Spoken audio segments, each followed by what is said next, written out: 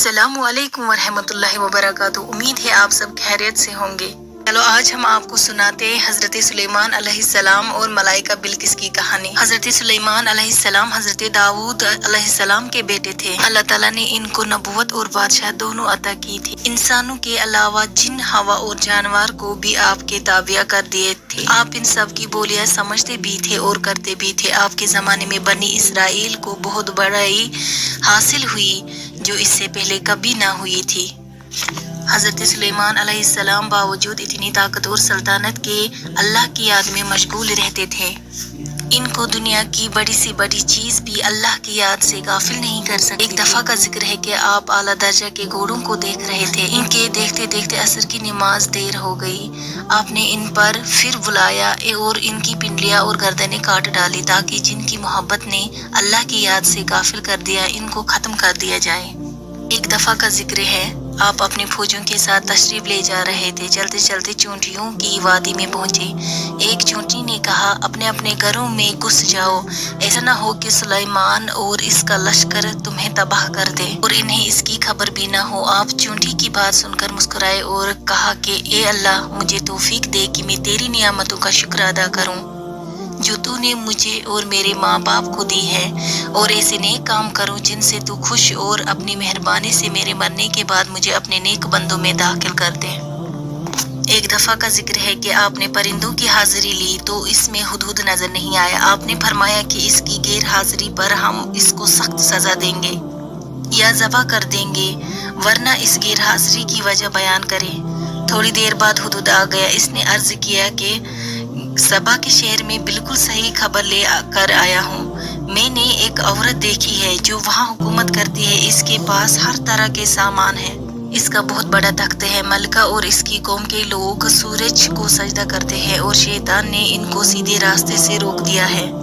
جیسے ہی ہدہد نے بیان ختم کیا تو آپ نے اس ملائکہ کے نام یہ خط دیا، اللہ کے نام شروع کرتا ہوں جو بڑا مہربان نہایت رحم کرنے والا ہے۔ ہم سے سرکشی نہ کرو اور فرما بردار ہو کر ہمارے دربار میں حاضر ہو۔ فرمایا کہ اسے سبا کے ملکہ کے پاس لے جاؤ، پھر دیکھو وہاں سے کیا جواب ملتا ہے۔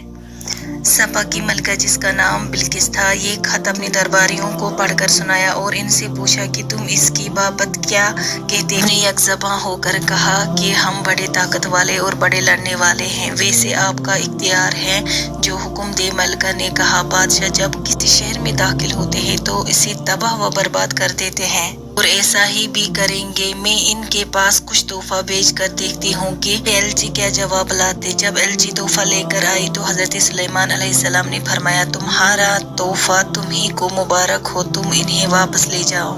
جب ایلچی نے واپس جا کر بلقیس سے حضرت سلیمان علیہ السلام کی باتیں کہی تو وہ دربار میں حاضر ہونے کی تیاریاں کرنے لگی۔ ایلچی کے واپس جانے کے بعد حضرت سلیمان علیہ السلام نے اپنے درباریوں کو حکم دیا کہ ملائکہ کی تخت کو ہمارے پاس لے کر حاضر کرو۔ ایک بڑا دیو بولا کہ میں اس سے پہلے کہ آپ دربار میں جائے آپ کی خدمت میں پیش کروں گا، مگر ایک شخص اور کی جس کو اللہ نے کا علم دیا تھا۔ اس نے کہا آپ کے آنکھ چپکتے ہی پہلے تخت لے آؤں گا، چنانچہ آپ کی خدمت میں پیش کروں گا۔ تو آپ نے فرمایا کہ میرا اللہ کا امتحان ہے کہ میں اس کا شکر ادا کرتا ہوں یا نہیں۔ بہرحال تخت کی صورت بدل کر بچھا دیا گیا اور بلقیس آ گئی تو اس سے پوچھا کہ تمہارا تخت بھی ایسا ہی ہے؟ بلقیس نے جواب دیا یہ تو بالکل ویسا ہی ہے۔ ہم تو پہلے ہی آپ کی شان و شوکت، قوت اور طاقت کو جانتے تھے اور آپ مان گئے تھے۔ جس چیز کو یہ اللہ کے سوا پوچھتی تھی اس نے اس کو اب تک سلیمان کے پاس آنے سے روک رکھا تھا۔ پھر بلقیس سے محل میں جانے کو کہا گیا۔ جب اس نے حضرت سلیمان علیہ السلام کا محل دیکھا جو شیشے کا بنا ہوا تھا اور معلوم ہوتا تھا کہ پانی سے بھرا ہوا، بلقیس نے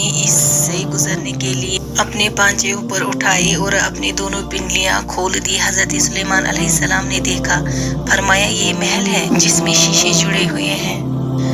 گر جب بلقیس کو اپنے مذہب کی غلطی معلوم ہوئی تو پکار اٹھی اے اللہ، میں نے جو اتنی مدت تک سورج کی پوجا کی اور میری وجہ سے میری قوم بھی اس کو پوجتی رہی تو میں نے اپنے اوپر ظلم کیا۔ اب میں سلیمان کے ساتھ تمام جہانوں کے پالنے والے پر ایمان لاتی ہوں۔ حضرت سلیمان علیہ السلام اتنے بڑے نبی اور اتنے بڑے بادشاہ تھے کہ انسان، جن، پرندے اور ہوا سب ان کے تابع تھے، مگر آپ غریبوں اور بے قسم کے ساتھ بیٹھ کر کھانا کھاتے تھے اور اپنے ہاتھ سے چٹائیاں اور ٹوکریاں بنا کر روزی کماتے تھے۔ ہر وقت یاد الہی میں مشغول رہتے، راتوں کو بہت کم سوتے، دن میں اللہ کی مخلوق کی خدمت کرتے۔ بس یہی ان کی زندگی تھی، عبادت الہی اور خدمت خلق۔ سبحان اللہ۔